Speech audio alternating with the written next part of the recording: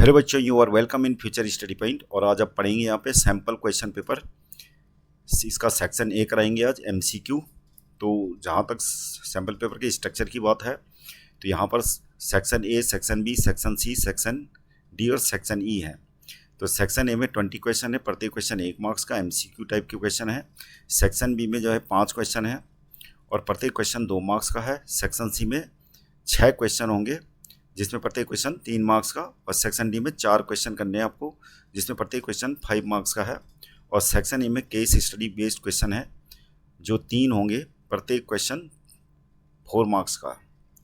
तो आइए करते हैं एमसीक्यू क्वेश्चन सेक्शन ए के। तो यहाँ पर क्वेश्चन 1 दे रखा है, the graph of quadratic polynomial P x passes through the points -6, 0, 0, -30, 4, -20 and 6, 0, the zeros of the polynomial. तो जीरोज ऑफ द पॉलिनोमियल क्या होता है? वह नंबर जिसमें पॉलिनोमियल की वैल्यू क्या होती है? जीरो। तो यहाँ पर सेकेंड नंबर रिप्रेजेंट कर रहा पॉलिनोमियल की वैल्यू को और फर्स्ट नंबर कर रहा जीरोज को रिप्रेजेंट। तो पॉलिनोमियल की वैल्यू कहाँ है? जहाँ जहाँ सेकेंड नंबर आपका जीरो है, यानी वाई कोऑर्डिनेट जहाँ पे क्या होगा? जीरो। तो वाई कोऑर्डिनेट मतलब वो पॉलिनोमियल की वैल्यू एक्चुअली में, यानी पी एक्स या फिर वाई समझ लो इसको, और ये क्या है? एक्स। तो पी एक्स, तो पी एक्स की वैल्यू कहाँ पे? यहाँ पर जीरो है, और कहाँ पे जीरो? यहाँ पे।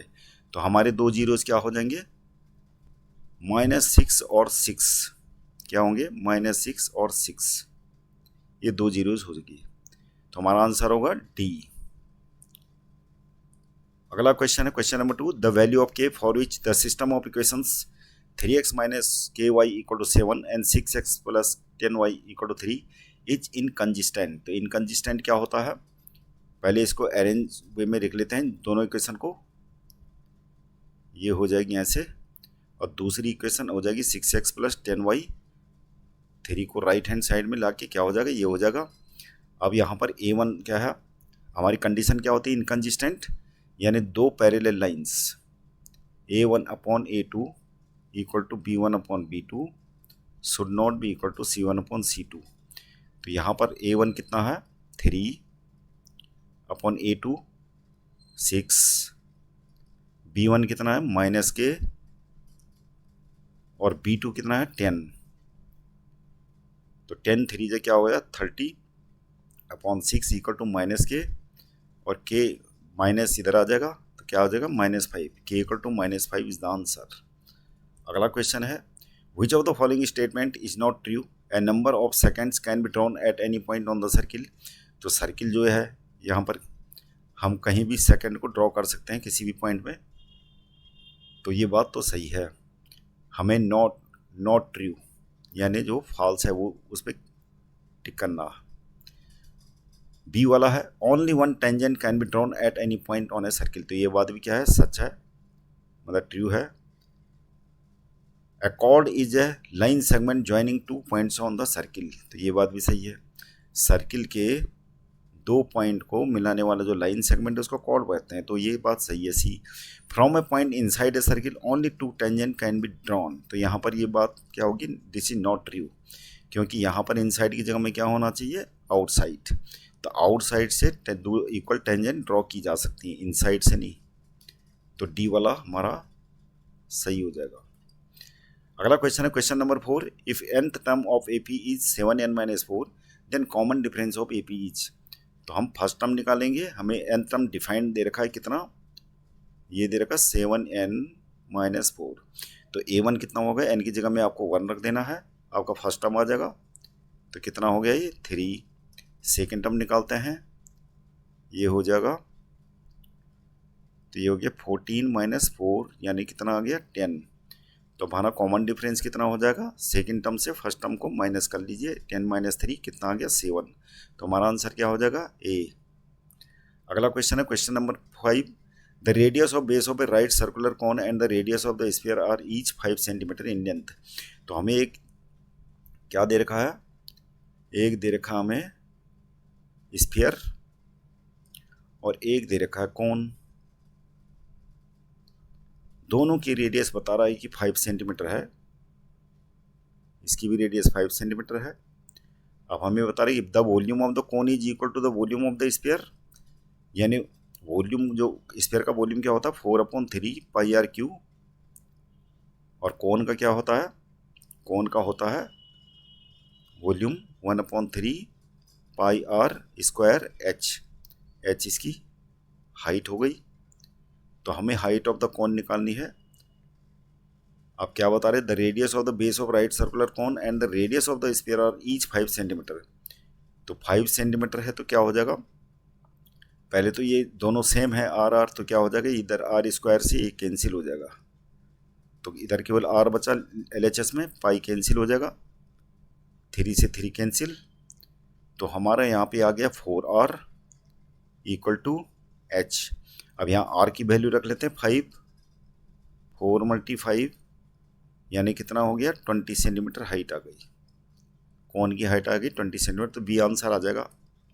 Question number 6, if tan θ = 5/2 then 4 sin θ + cos θ upon 4 sin θ - cos θ इसकी निकालना हमने। तो क्या हैगा, क्या करना है यहाँ पे, हम इसको शॉर्टकट बनाने के लिए क्या करेंगे, cos θ से डिवाइड कर लेंगे। तो cos θ से ऊपर नीचे डिवाइड करेंगे, जो फ्रैक्शन दे रखे हैं हमें, cos θ से ऊपर डिवाइड करेंगे तो क्या हो जाएगा 4 tan θ प्लस ये 1 हो जाएगा, cos θ से डिवाइड करा है तो ये हो जाएगा 4 tan θ -1। अब ये वैल्यू पुट कर लेते हैं, tan θ की वैल्यू कितनी दे रखी है हमें 5/2, तो ये हो जाएगा इतना अपॉन में 4 × 5/2 -1, और ये हो जाएगा 2, ये हो जाएगा 20 + 2 अपॉन में 2 20 - 2, तो कितना हो गया ये 22/2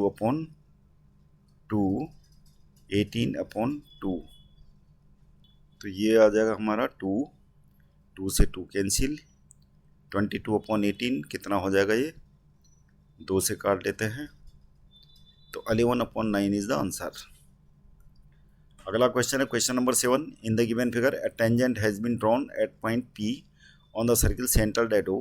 तो ये सेंटर है सर्किल का और हमें दे रखी टेंजेंट TP, और यहाँ पर एक एंगल है, इफ एंगल TPQ यानी एंगल TPQ, ये एंगल हमें दे रखा है एंगल TPQ, और ये दे रखा है 110 degree. Then angle POQ, angle POQ कितना होगा ये हमें निकालना है।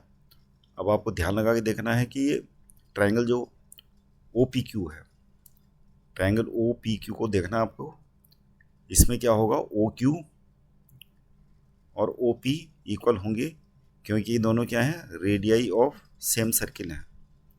तो इनके जो अपोजिट एंगल होंगे ये और ये भी इक्वल होंगे, तो इनको हम मान लेते हैं x। अब यहाँ पर जो है ये एंगल TPO कितना होगा, एंगल TPO हमारा 90 डिग्री होगा। रीजन क्या है, radius always perpendicular tangent at the point of contact.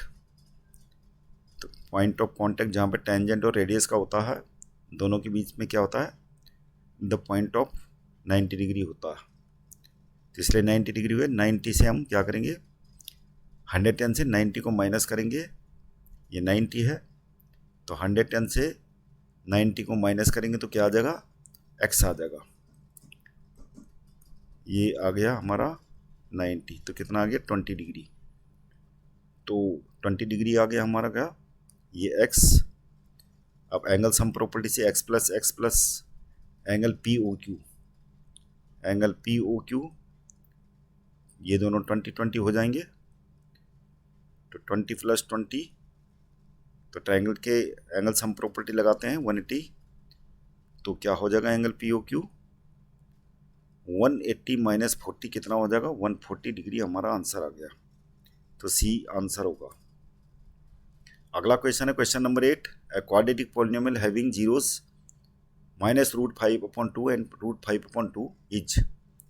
तो जो पॉलिनोमियल क्वाड्रेटिक पॉलिनोमियल कैसे निकालते हैं, अगर दो जीरोस दे रखे होंगे तो x² - अल्फा, दोनों जीरोस का सम, और x प्लस में अल्फा बीटा, तो ये अल्फा हो गया, ये बीटा हो गया, वैल्यू रख लेते हैं। तो बीच वाला तो क्या होगा, साइन चेंज है तो बीच वाला जो टर्म्स होगा तो 0 हो जाएगा, तो प्लस क्या हो जाएगा प्लस √5/2, ये माइनस का है और ये √5/2, तो ये हो जाएगा हमारा एक्स स्क्वायर। तो ये हो जाएगा हमारा एक्स स्क्वायर माइनस 5/2, एलसीएम हो जाएगा ये 2x² माइनस 5। अब क्योंकि यहाँ पर कोई भी अल्टरनेट मैच नहीं कर रहा है तो हमें यहाँ पे ट्रिक लगाएंगे। 2 से अगर किसी भी पॉलिनोमियल को किसी भी नंबर से मल्टीप्लाई कर दिया जाए तो पॉलिनोमियल पे कुछ फर्क नहीं पड़ता। 2 से अगर मल्टीप्लाई कर दें तो क्या हो गया 2x² माइनस 5। आगे और मल्टीप्लाई करने की ज़रूरत पड़ती तो करेंगे, यानी 4 से मल्टीप्लाई करके करेंगे तो क्या हो जाएगा ये, तो ये हो जाएगा 8x² माइनस 20 आंसर। तो हमारा आंसर क्या हो जाएगा बी।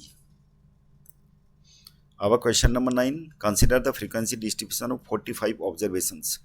तो यहाँ पे क्लास जो हमें दे रखे हैं वो लिख लेते हैं। हमें निकालना the upper limit of median class, ऊपर जो भी टेबल दे रखी है, तो 0 से लेके 10, 10 से 20, 20 से 30, 30 से 40 और 40 से 50। अब यहाँ पे जो फ्रीक्वेंसी दे रखी है, क्या दे रखे हैं, फ्रीक्वेंसी दे रखी है हमारी 5, 9, 15, 10, 6।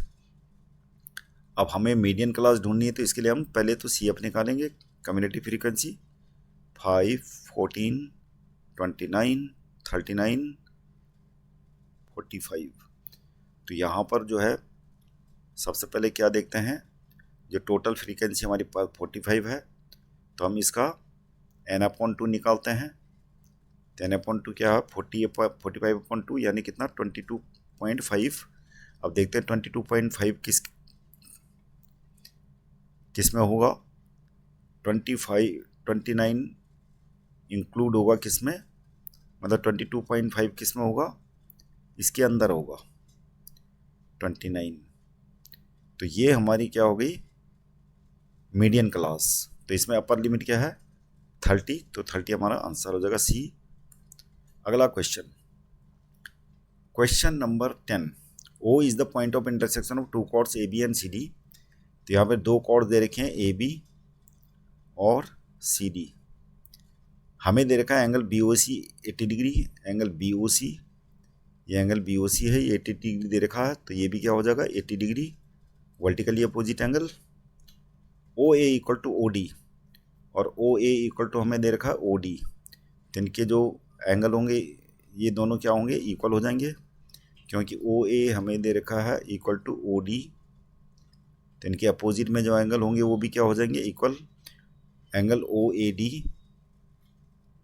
इक्वल हो जाएगा एंगल ADO, इनको मान लेते हैं x।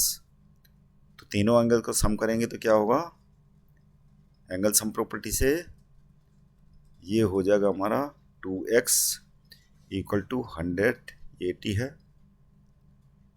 और x इक्वल टू हमारा 50 डिग्री आ गया। अब हमारा ये एंगल आ गया 50 डिग्री और ये एंगल भी 50 डिग्री। अब हमें देखना है कि इसके एंगल कैसे निकालेंगे हम, तभी जाके पता लगेगा कि दोनों ट्रायंगल जो हैं सिमिलर हैं या आइसोसेल्स हैं।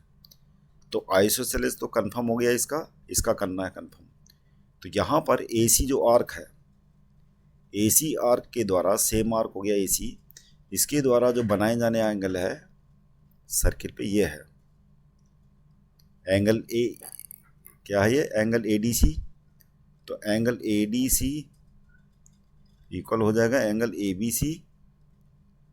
रीजन क्या है, angles made by the same arc, angles made by the same arc. Same arc कौन सा है AC है, वो सेम आर्क AC है। तो ये दोनों हो जाएंगे तो ये क्या हो जाएगा 50 और ये 50 हो गया 80 हमें दे रखा है, 80 + 50 130 हो जाएगा। तो ये भी क्या आ जाएगा 50 डिग्री। तो इस प्रकार ये भी आइसोसेलेस हो गया। एंगल OBC भी आइसोसेल्स हो गए, दो एंगल्स इक्वल होते हैं आइसोसेल्स में और इसके भी दो एंगल्स इक्वल है। और सिमिलर क्या है, ये 50 है, ये 50 है, एंगल भी इक्वल है, करस्पॉन्डिंग एंगल्स भी इक्वल है, तो क्या है सिमिलर भी हैं और आइसोसेल्स भी हैं। तो क्या हो जाएगा isosceles and similar B. Question number 11, the roots of the quadratic equation x square plus x minus one equal to zero are, तो इसके लिए हमें डी कैलकुलेट करना होता है जब नेचर निकालते हैं रूट्स का।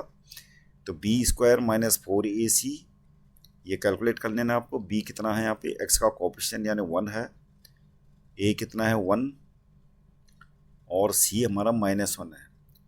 तो इक्वेशन एक्चुअली में ये दे रखा है, ये है। तो ये कैलकुलेट करने के बाद ये आ गया हमारा +4 यानी 5 आ गया।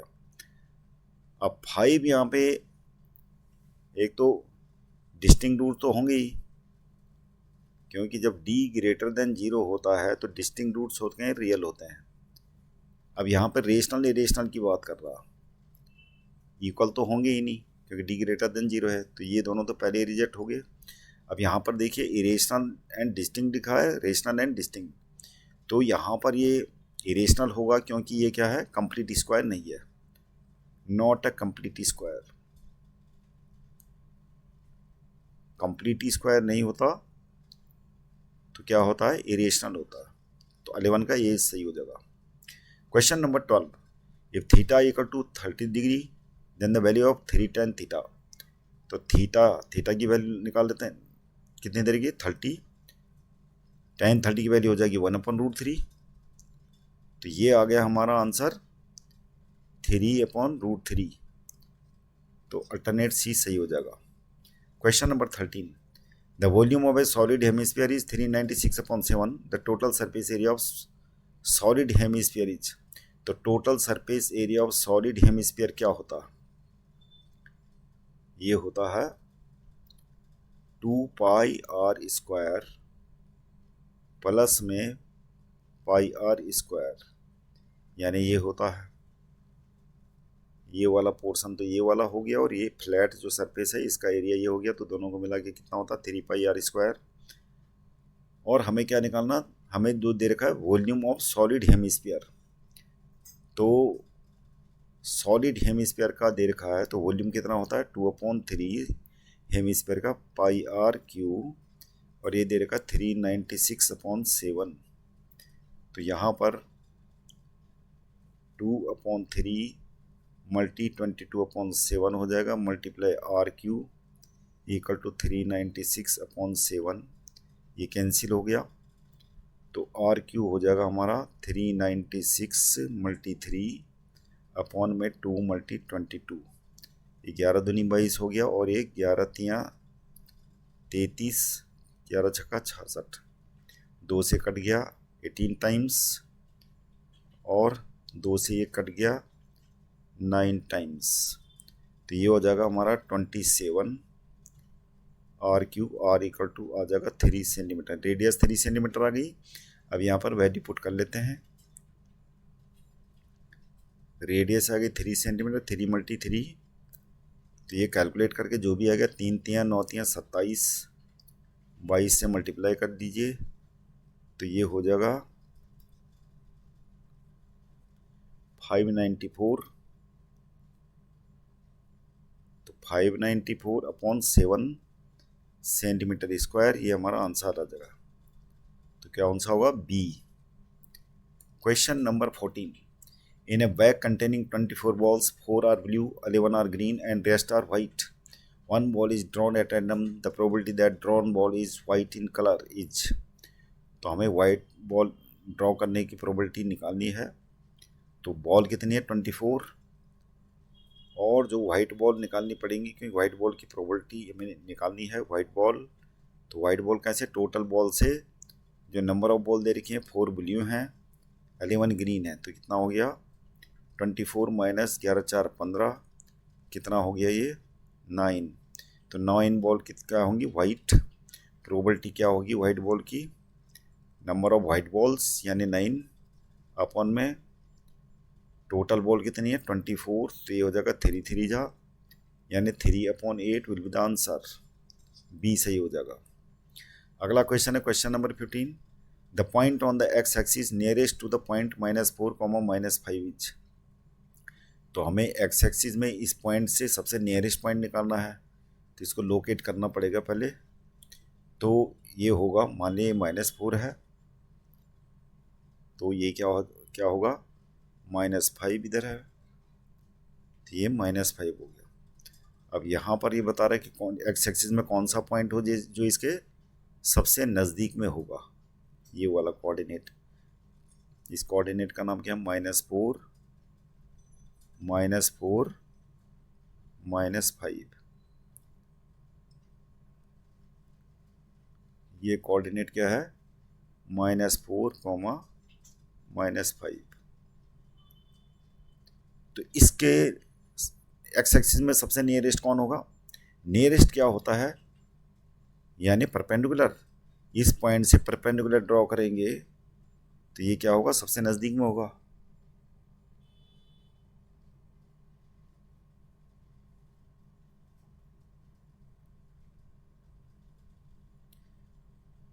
तो इसका मतलब एक्स एक्सिस में ये पॉइंट क्या होगा? -4, 0 सबसे नियरेस्ट होगा और हमारा आंसर हो जाएगा B. Question number 16, which of the following gives the middle most observation of data? तो middle most observation of data कौन देता है? मीडियन देता है। आप कोई भी डाटा 4-5 ऑब्जर्वेशन लेना तो आप प्रैक्टिकली कर सकते हैं कि सबसे नियरेस्ट जो मिडिल को रिप्रेजेंट करता है वो मीडियन करता है। A point on the x-axis divide the line segment joining the points A 2 -3, B 5 6 in the ratio 1:2। तो यहाँ पर हमें दे रखा है k = 1/2 और दोनों कोऑर्डिनेट दे रखे हैं x1 y1 x2 y2 और ये दोनों क्या है? 2, -3। ये दे रखा 5, 6। इस पॉइंट का नाम है A और इस पॉइंट का नाम है B। अब हमें देखा है ये पॉइंट कौन है? एक्स एक्सिस में है। तो एक्स एक्सिस में कोई भी पॉइंट अगर लेट करना तो क्या करेंगे? Let the point on x axis. तो एक्स एक्सिस में जो वाई कोऑर्डिनेट क्या होता है? 0 होता है। अब ये वैल्यू निकाल लेते हैं। तो एक्स कोऑर्डिनेट हमारा यहाँ पे निकालना है क्योंकि वाई कोऑर्डिनेट तो अंडरस्टूड है कोई 0 ही होगा। तो फार्मूला निकालना हमें। फार्मूला क्या होता है? x = k section formula upon k + 1। तो ये हो जाएगा हमारा k हमें दे रखा 1/2, x2 कितना है? 5, x1 कितना है? 2 अपॉन में 1/2 + 1। तो कैलकुलेट करके आ जाएगा 2, 5 + 4, 2, 1 + 2, 2 से 2 कैंसिल, 9/3, 3 यानी x कोऑर्डिनेट 3 आ गया। तो इसका मतलब the points on x axis क्या होगा? 3, 0 answer. Question number 18, a card is drawn from a well shuffled deck of playing cards. The probability of getting red face card is। तो red face card total मिला के कितने होते हैं? Face card कितने होते हैं? फेस कार्ड टोटल होते हैं, फेस कार्ड्स टोटल होते हैं कितने? 12। अब आधे क्या होंगे? रेड कलर के होंगे, आधे क्या होंगे? ब्लैक कलर के। तो रेड कार्ड्स विल बी कितने? 6, मतलब face card, red face card. तो रेड फेस कार्ड होंगे 6, हमें उसी की प्रोबेबिलिटी निकालनी है। तो रेड फेस कार्ड की प्रोबेबिलिटी कितनी होगी? Total number of red face card 6 है जो, और टोटल नंबर ऑफ कार्ड्स कितने हैं? 52। तो ये हो जाएगा कितना? 2, 3, 6, 26। 3/26 विल बी द आंसर, यानी डी हमारा सही होगा। अगला क्वेश्चन है, ये एजर्सन रीजन वाला क्वेश्चन है। तो जहाँ पर एजर्सन ए आपका सही होगा और रीजन आर उसका करेक्ट एक्सप्लेनेशन होगा तो आपको आंसर ए देना है। अगर रीजन वो एजर्सन और रीजन दोनों ट्रू हैं लेकिन आर उसका करेक्ट एक्सप्लेनेशन नहीं तो बी आंसर देना है। सी वाला तब देना है आपको जब एजर्सन ए क्या होगा? ट्रू होगा, लेकिन रीजन आर फॉल्स होगा। और डी वाला क्या है? एजर्सन ए जब फॉल्स होगा और रीजन आर ट्रू होगा। अब देखते हैं question number 19, assertion A HCF of any 2 consecutive even natural number is always 2। तो कॉन्जिक्यूटिव एवन नेचुरल नंबर का जो HCF होता है वो 2 होता है। एज एन एग्जाम्पल ये देख लेते हैं, 2 4 4 6। तो यहाँ पर HCF क्या है 2, यहाँ पर भी HCF 2 है, तो ये बात क्या है ट्रू है। अब रीजन आर है even natural number are divisible by 2, तो ये बात भी फैक्ट बात है, ट्रू है कि एवन नेचुरल नंबर क्या होते हैं डिवाइजिबल बाई 2 होते हैं। 2 4 6 8 सारे नंबर क्या होते हैं डिवाइजिबल बाई 2, तो ये भी ट्रू है। लेकिन ये करेक्ट एक्सप्लेनेशन नहीं है, क्योंकि HCF वाली बात कोई भी नहीं लिखी हुई इसमें रीजन आर में, तो ये करेक्ट एक्सप्लेनेशन नहीं है। तो ये हमारा आंसर क्या होगा बी। अगला क्वेश्चन है question number 20। Assertion A, if the radius of a sector of a circle is reduced to its half and angle is doubled, then the parameter of the sector remains the same. और reason R में बता रहा है the length of arc subtending angle theta at the centre of a circle of radius r equal to pi r theta upon 180। तो एजर्सन ए को देख लेते हैं। मान लिया सपोज करो कि कोई सर्किल है और सर्किल में एक सेक्टर है जिसका रेडियस आर है और लेंथ ऑफ आर्क, ये पेरीमीटर होती है आर प्लस एल। ये पेरीमीटर हमें निकालनी है आर प्लस एल। तो चेक करना ज़रूरी है इसको कि ये फैक्ट ट्रू है कि नहीं। अब क्या होता है, ये जो आर है ये आधी कर दी बोल रहा है, और थीटा जो एंगल है इसको ट्वाइस कर दिया गया।